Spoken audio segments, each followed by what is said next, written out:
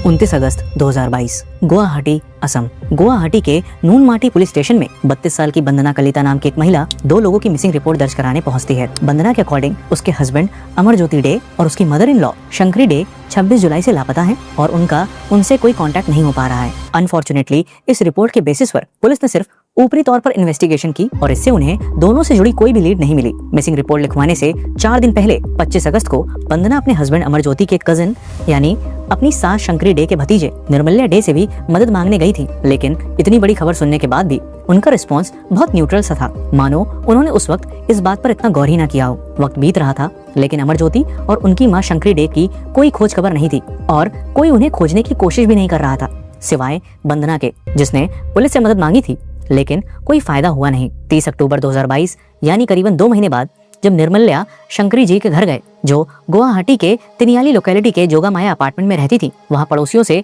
निर्मल्या को पता चला कि शंकरी डे तो यहाँ से काफी पहले ही शिफ्ट कर अपने बेटे और बहू यानी बंदना और अमरज्योति के साथ ही नरेंगी में रहने लगी हैं। अमरज्योति और बंदना वहां से सिर्फ 6 किलोमीटर दूर गुवाहाटी में नरेंगी लोकेलिटी के अमरावती अपार्टमेंट्स में रहते थे, लेकिन जब निर्मल्या वहां गए तो वहां भी पड़ोसियों से उन्हें यही सुनने को मिला कि उन्होंने भी कई दिनों से शंकरी जी को यहाँ आते जाते नहीं देखा। इन सब के बाद भी निर्मल्या ने ज्यादा कुछ नहीं सोचा, ना ज्यादा गौर किया और वहां से चले गए। लगभग अगले 20 दिनों तक भी जब निर्मल्या का शंकरी डे और अमरज्योति से कोई कांटेक्ट नहीं हुआ, तब जाकर 21 नवंबर 2022 को उन्होंने भी नूनमाटी पुलिस स्टेशन में मिसिंग रिपोर्ट दर्ज करवाई। अब एक मिसिंग रिपोर्ट 29 अगस्त को बंदना ने दर्ज करवाई थी और अब दूसरी मिसिंग कंप्लेंट लगभग 3 महीने बाद 21 नवंबर को निर्मल्या ने भी रजिस्टर करवा दी। 62 साल की Shankari day Assam power distribution company limited की एक रिटायर्ड एम्प्लॉय थी। साथ ही गुवाहाटी के नूनमाटी और चांदमारी में उनके 5 फ्लैट्स थे जिसे उन्होंने रेंट पर दे रखा था और गुवाहाटी के लाल गणेश एरिया में एक लैंड को भी वो जॉइंटली ओन करती थी।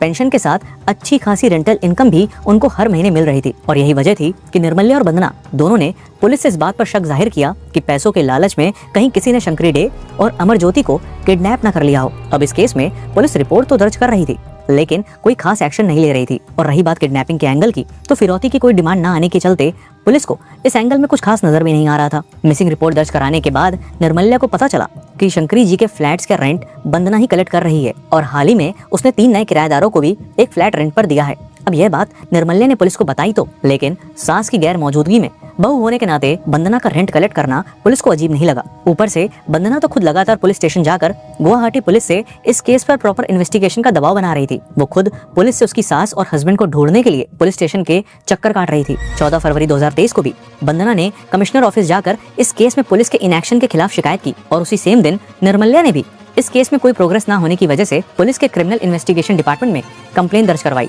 दोनों की कंप्लेंट्स के बाद फाइनली पुलिस ने इस केस को थॉरली रिव्यू किया और इन्वेस्टिगेशन के लिए एक स्पेशल टीम भी बनाई गई जिसका head deputy commissioner of police Kalyan Pathak को बनाया गया। इन्वेस्टिगेशन नए सिरे से शुरू की गई। यह केस ऐसा था जिसमें परिवार के 2 लोग मिसिंग थे और 2 लोग जी जान से इसके पीछे के मास्टरमाइंड को खोजने के लिए पुलिस पर प्रेशर डाल रहे थे। इसलिए पुलिस ने केस की शुरुआत दोनों से ही पूछताछ कर शुरू तो की, लेकिन इसी पहली पूछताछ में ही पुलिस को कुछ ऐसी गड़बड़ नजर आने लगी जिसके बाद ही पुलिस के सामने कुछ ऐसे खुलासे हुए जिसकी उम्मीद शायद किसी ने भी नहीं की थी, क्योंकि यह केस किडनैपिंग से कहीं ज्यादा भयानक होने वाला था। बदलते बयानों के चलते ही पुलिस का शक अब उस पर बढ़ता जा रहा था। इसलिए उन्होंने बंदना और शंकरी डे के बैंक अकाउंट डिटेल्स चेक किए, जिससे उन्हें पता चला कि बंदना ने बीते दिनों में शंकरी जी के एटीएम कार्ड का इस्तेमाल कर करीबन 5 लाख रुपए निकाले थे। इन सब के चलते पुलिस ने बंदना को फिर से 17 फरवरी 2023 को पूछताछ के लिए बुलाया। पहले तो बंदना ने इन्वेस्टिगेशन कर रही टीम को मिसलीड करने की कोशिश की, लेकिन जब पुलिस ने 2 दिन तक सवालों का सिलसिला बरकरार रखा तो बंदना आखिरकार टूट गई और फाइनली उसने पुलिस के सामने ऐसा कन्फेशन दिया जिसने हर रिश्ते के मायने ही बदल कर रख दिए थे।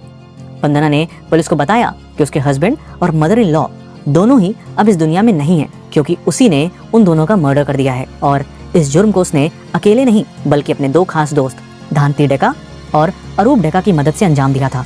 Prime accused in the horrific Guwahati double murder case, Bandana Kalita, has been sent to 6-day police remand.